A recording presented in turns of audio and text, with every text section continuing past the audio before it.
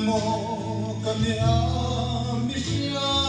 katsun te ko tungen ni loba dai kil kami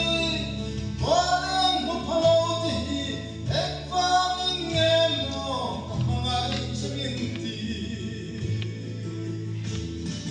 kasong song hiyan patse anwa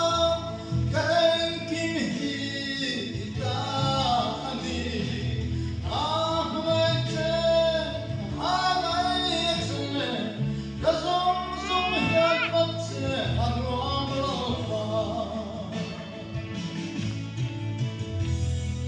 Only some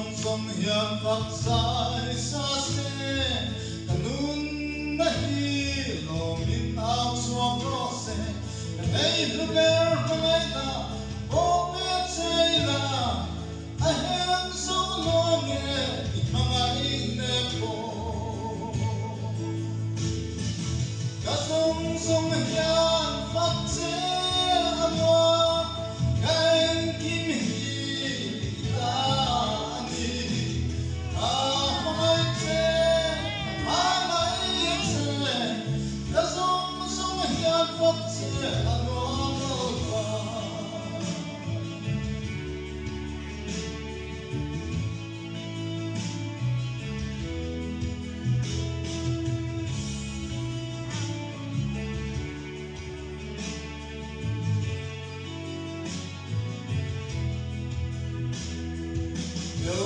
chuan em ma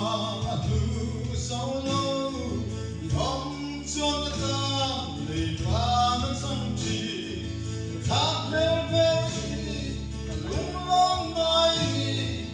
ta sung hian phát se anong lo pa ta sung hian phát se anong kaeng kim hi